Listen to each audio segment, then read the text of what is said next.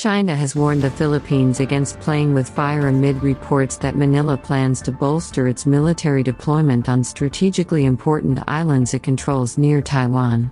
Chinese Foreign Ministry spokesman Wang Wenbin on Thursday reiterated Beijing's position that Taiwan was at the center of China's core interests and represents an insurmountable red line and bottom line. Beijing's stern words stemmed from news that Philippine Defense Secretary Gilberto Teodoro had ordered an increase in troops and construction on Batanes, the island country's northernmost province, less than 200 kilometers, 124 miles, from Taiwan. The Philippine side should have a clear understanding of it, act prudently and refrain from playing with fire on the issue of Taiwan, so as to avoid being exploited by others and leading to their own detriment, Wang said in Beijing. China and the Philippines shared a long history of friendship, he said, adding that good neighbors should treat each other with mutual respect on issues like national sovereignty and territorial integrity and not interfere in each other's internal affairs.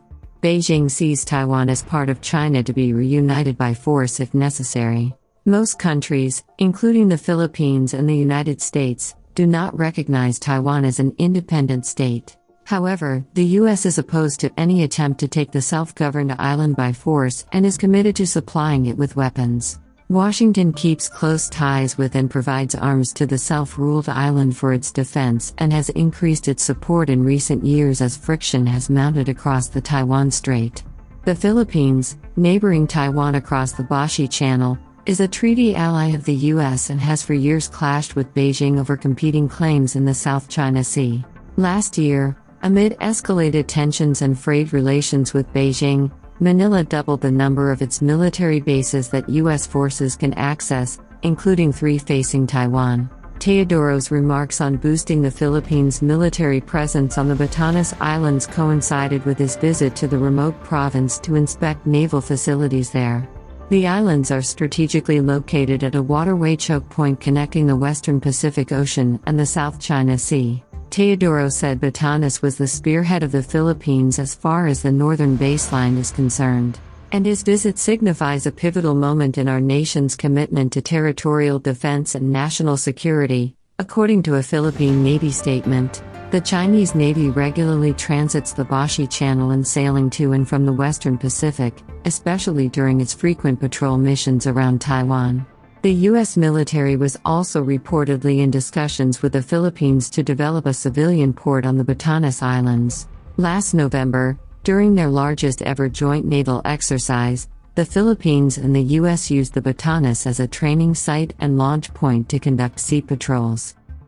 Female high school students in Turkmenistan's coastal province of Balkan are being subjected to mandatory virginity tests, which officials say are needed to evaluate the teenagers' morality. Authorities have not sought the teenagers' or their parents' consent for the controversial tests carried out by gynecologists. Students who fail the test are being reported to police and security services, according to an educational worker familiar with the campaign. In the cities of Balkanobut and Turkmenbashi, all female students from 9th to 11th grades are being forced to undergo the gynecological examination.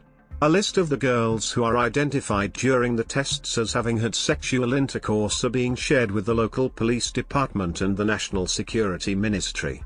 Police often check the mobile phones of the girls on the list to seek information about their suspected sexual partners, other education workers claimed. Law enforcement officers explained that this is being done to identify and bring to justice people who have had intimate relationships with minors. The education workers spoke on condition of anonymity, citing security reasons in the tightly controlled Central Asian state. No public explanation was offered by the government on why the gynecological tests are being carried out, but there are suspicions the tests are linked to a reported rise in teenage pregnancies in the province of Balkan in recent months. 6 such cases were recorded just in Balkanobut, a source said. This information reached the Education Ministry, which issued a severe reprimand to the head of the Balkan Regional Education Department as a result. Right after that, provincial authorities started checks for moral purity in big cities. So-called virginity tests are not unprecedented in Turkmenistan, where the authoritarian government exercises extensive control over people's lives. In 2018, police and security officers accompanied by gynecologists conducted unannounced raids at schools in the northern Dashoguz region. The officers checked male students' mobile phones for pornographic videos, while female students were rounded up to undergo virginity tests in the school nurse's office, eyewitnesses said. Some of the girls were discovered to not be virgins during the tests, and their parents were summoned and shamed in front of everyone at the school, a source close to the matter said. In 2019, school administrations in the southeastern Mary province ordered all female students from the 8th to 11th grades to undergo a gynecological examination regardless of whether their parents give consent or not. Many women's rights activists worldwide condemn the so-called virginity test as an absurd and demeaning practice that should be abandoned. Many medical experts argue that such tests cannot determine a person's virginity because the hymen can be damaged in different ways, not only by having sexual intercourse. Some women are even born without them. Consumer Council ran a test of 56 orders through 6 platforms during lunch and dinner sessions in 11 districts in December. Besides steep prices, Watchdog called on consumers to consider the environment as it flagged the problem of overpackaging in deliveries. Hong Kong's major food delivery platforms charge as much as 85% more for orders compared with takeaway prices at outlets, while some meals arrive outside the estimated time, the city's consumer watchdog has found. Consumer Council Chief Executive Gilly Wong Feng Han said on Thursday that it would be difficult to regulate food prices across the platforms due to operators' profit considerations, but customers could always weigh the pros and cons. The price discrepancies can cost a lot in the long run, she said. Consumers can think twice on whether they need to order a delivery. Even if they order, they should make smart choices. Among delivery platforms of restaurant chains, all 15 food items ordered through McDonald's McDelivery were higher than the pickup price, with a fish burger as the utmost case. It cost nearly 85% more than its original 13 Hong Kong dollars, $1.70, takeaway price. KFC's delivery platform had 10 out of 14 food items costing more than the customer pickup prices, while Pizza Hut mainly offered its food at the same price. For aggregate platforms Deliveroo, Foodpanda and Kita, 83 to 91% of surveyed food items cost more than customers picking up their meals at the restaurants. The most extreme case was a Ngitoro hand roll priced at 42 Hong Kong dollars on Deliveroo, 1.6 times its original price of 26 Hong Kong dollars. Most of the 6 platforms also included delivery fees ranging from 3 Hong Kong dollars to 35 Hong Kong dollars in the trials, while Deliveroo, Foodpanda and Kita also charged an additional 2 Hong Kong dollars to 5 Hong Kong dollars for providing services. The watchdog in December posed as patrons and placed a total of 56 orders through the 6 platforms during lunch and dinner sessions in 11 districts in Hong Kong.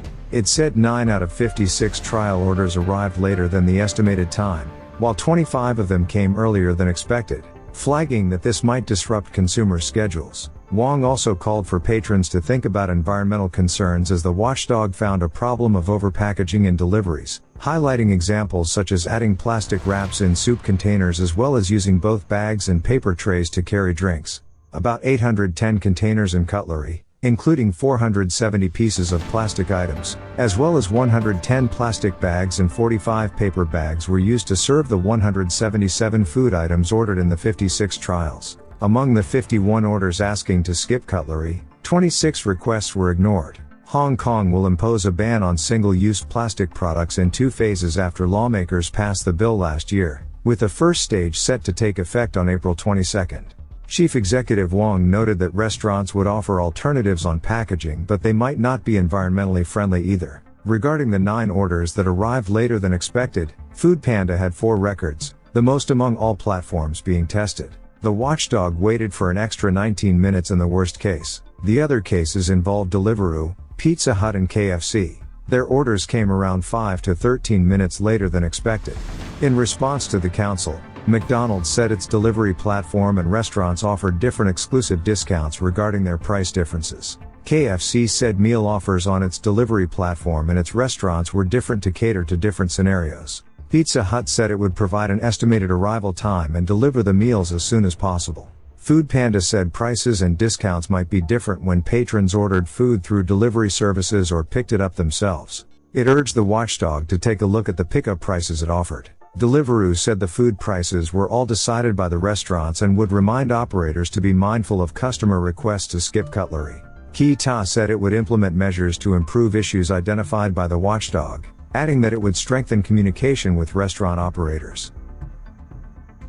The active Mount Sakurajima volcano in Kagoshima erupted in a spectacular Valentine's Day display on February 14th, spewing plumes of ash 5,000 meters into the air. According to the Kagoshima Meteorological Office and other sources, the eruption at around 6:33 p.m. occurred at a vent atop the Minamide summit. This was the first time since August 9, 2020, that volcanic plumes had reached that height, the sources said. Volcanic cinders, or rocks, flew 1.3 kilometers. A large volume of volcanic ash is also floating northeast, meteorological officials said. The ash is expected to fall in Kagoshima, Kirishima and other municipalities in Kagoshima Prefecture. Small amounts of ash are expected to drift as far as Miyazaki and Kumamoto prefectures. Sakurajima remains at an alert level 3 under a 5-level volcanic alert system and no entry to the areas around the mountain is permitted. A security expert has said while many think the US poses the biggest cybersecurity threat to China, a lot of attacks come from South Asia. One India-based group of hackers, known as Bitter, has used various methods to target government, military and nuclear sectors. A series of cyber attacks originating from India have been highlighted in recent reports by Chinese cybersecurity firms, with the attacks targeting China and Pakistan, among others. So far, the foreign ministries of China and India have not issued any responses. One cyber attack on the Chinese military, which was intercepted by a cybersecurity organization in China in December, was believed to be orchestrated by a group of hackers from India. The attack bore striking similarities to previous ones in terms of targets and methodologies, suggesting the involvement of the same group. This group, identified as an Advanced Persistent Threat, APT, and active since at least November 2013, was first discovered and named Bitter by American security firm ForcePoint and Manlingua by Chinese company Qihu 360 in 2016. Over that time, the increasing exposure of Bitter's activities has shed light on its political motives, as it primarily targets Pakistan and China, and focuses on government agencies, military and nuclear sectors. Cybersecurity analysts suspect the group's origins trace back to India, potentially with state support, based on IP address locations and linguistic patterns observed in the attacks. Moreover, Bitter is believed to be connected with several other groups that are suspected to be Indian, including Patchwork, Sidewinder and Do Not, among others. Contrary to popular belief that China's cyber threats mainly come from the United States, professionals in the field point out that a significant number of attacks originate from South Asian countries, said a Beijing-based security expert involved in the investigation of the attacks, who requested not to be named due to the sensitivity of the issue. China and India, the world's two most populous nations, have a complex relationship. It is marked by border disputes and ongoing conflicts on the one hand, but also rising bilateral trade on the other. Amid the cyber offensives, China's foreign ministry has consistently refrained from public condemnation. Similarly, the foreign ministry in India has not commented, though Indian media has occasionally criticized Chinese cyber intrusions, such as a December 2022 report by Outlook India alleging Chinese hackers targeted Indian medical research institutes and power grid infrastructure. Bitter employs two primary attack strategies: spear phishing and watering hole attacks. Spear phishing involves sending targeted individuals bait documents or links via email, which, when opened, deploy Trojans to download malicious modules, steal data and allow further instructions from the attackers. Watering hole attacks compromise legitimate websites to host malicious files or create fake websites to trap victims, usually centered on content of interest to the target person, such as shared forum software tools. Despite not being the most sophisticated in technique, Bitter's customized and varied approaches to different targets have proven effective. Just like telecommunications fraud, although many methods are simple, people are still fooled every year, said the anonymous expert. Bitter's operations, primarily focused on intelligence gathering, may not appear destructive on the surface, but can lead to significant information breaches with immeasurable consequences. According to disclosures by cybersecurity firms including Anheng, Chi-Sin, Intezer, and Secuinfra, there were 7 attacks in 2022 and 8 in 2023 closely linked to Bitter, targeting Pakistan, Bangladesh, Mongolia, and China. These attacks varied from impersonating the Kyrgyzstan embassy to sending emails to the Chinese nuclear industry. Hackers also posed as military contractors offering anti-drone systems to the Bangladeshi Air Force and even exploited compromised email accounts to spread malicious files under the guise of New Year greetings. Given the broad net these attacks cast, it's likely that such incidents are continually occurring in the background, the expert said. When assessing the impact of cyber attacks, the focus is on the targets and consequences. Sometimes, sensitive industry victims cannot disclose breaches, and at other times, only traces of hackers' activities are detected without direct losses, he added. The actual harm caused by Bitter is difficult to quantify with the reported incidents. In most cases they cause little harm, but under certain circumstances, the incident represents just the tip of the iceberg of potential risks. Global tributes held for hero Navalny as supporters denounce Russia, blame Putin for death and team accuse killers of covering tracks. Supporters of Alexei Navalny turn out around the world, including in Russia, to pay tribute to the man widely acknowledged as the Kremlin's main opposition figure. Navalny, a charismatic lawyer who rallied domestic opposition to Russian President Vladimir Putin, was found dead in his Arctic prison on Friday. He was 47.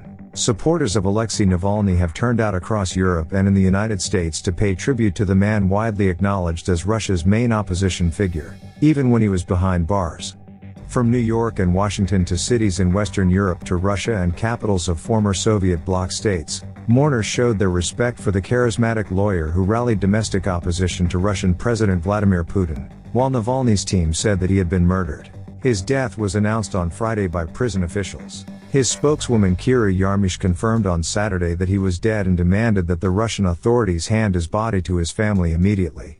She said Navalny was murdered, but it was unclear where his body was. An official note handed to Navalny's mother Lyudmila stated that he died at 2:17 p.m. local time Friday. She added, saying a prison employee said Navalny's body was taken to the nearby town of Sulakard as part of a probe into his death. Navalny's lawyer, who arrived in Sulakard with Navalny's mother on Saturday, called a number for the morgue and was told that Alexei's body is not in the morgue, his team said on Telegram. It's obvious that the killers want to cover their tracks and are therefore not handing over Alexei's body, hiding it even from his mother, the team said. The prison service said on Friday that Navalny, 47, fell unconscious and died after a walk at the Polar Wolf Arctic Penal Colony about 1,900 kilometers, 1,200 miles, from Moscow, where he was serving a 3-decade sentence. The cause of death was still being established, said Russia's Federal Penitentiary Service. Ivan Zhdanov, the director of Navalny's Anti-Corruption Foundation, wrote on X that Navalny's mother had been told by prison officials that her son had perished due to sudden death syndrome. Many around the world were quick to blame Navalny's death on Putin. Putin, murderer. Putin to The Hague, cried a crowd massed before Russia's imposing embassy in Berlin. The Hague is a Dutch city that hosts the International Criminal Court.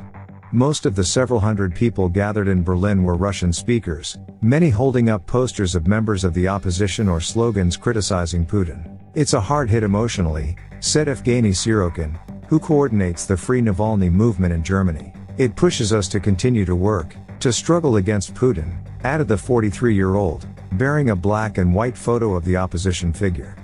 Behind him, flowers, candles and photos of Navalny were laid on the pavement. In Warsaw, Poland, about 100 people demonstrated outside the Russian embassy. Most were young and visibly upset. One 29-year-old Russian who only wanted to be identified as Danilan said he saw Navalny as a symbol of Russian civil society. I am here because Russia should and can become a democratic country, he said. Candles and flowers were spread out in front of the gates of the well-guarded embassy. In Switzerland, around 300 people attended an impromptu gathering outside Zurich's railway station, while more than 100 gathered in front of the United Nations in Geneva, carrying portraits of Navalny and white flowers. In Moscow, small groups of Russians laid flowers at makeshift memorials. Images on social media showed dozens queuing to place flowers at monuments to victims of political repression in the cities of Moscow and St. Petersburg, with Russian police detaining dozens of people, the OVD Info rights group said on Saturday.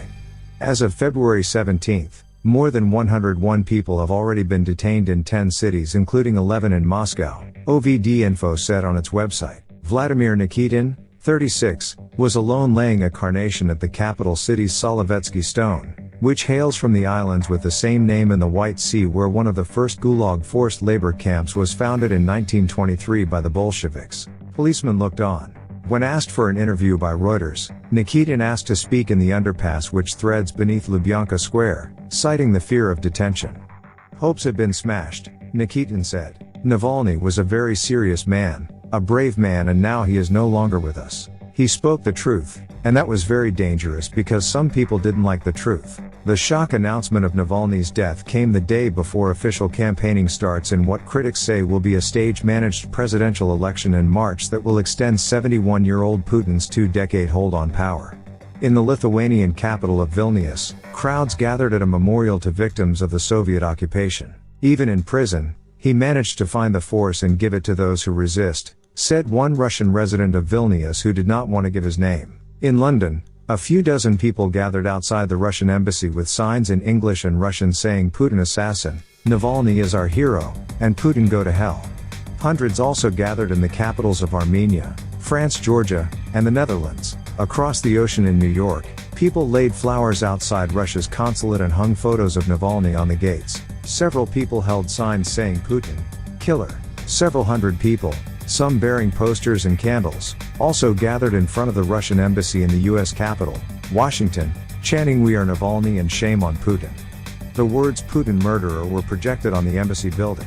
I expected it, but it's still so painful that he left us so early, Miriam Henry, a 44-year-old teacher, said outside the embassy. It's such a tragic day. He was a symbol of freedom, bravery and resistance, said a 29-year-old gymnastics coach who gave her name as Polina. Navalny barely survived a poisoning with the Soviet-designed nerve agent Novichok in 2020. Following treatment in Germany, he returned to Russia in 2021 and was immediately arrested and subsequently jailed. Navalny's death shows that the sentence in Russia now for opposition is not merely imprisonment, but death, said Nigel Gould Davis, a former British ambassador to Belarus and senior fellow for Russia and Eurasia at the International Institute for Strategic Studies in London. The circumstances of Navalny's death are still largely unclear. The West, including US President Joe Biden, have blamed Putin for the death. Kremlin spokesman Dmitry Peskov said the reaction of Western leaders was unacceptable and absolutely rabid. Russian authorities viewed Navalny and his supporters as extremists with links to the CIA intelligence agency who are seeking to destabilize Russia. They outlawed his movement, forcing many of his followers to flee abroad. Navalny's supporters cast him as a Russian version of South Africa's Nelson Mandela, who would one day walk free to lead the country. His wife, Yulia, told the Munich Security Conference that Putin bore responsibility for her husband's death and that the world should come together to defeat the horrific regime in Moscow and reclaim Russia. Additional reporting by Associated Press, Reuters.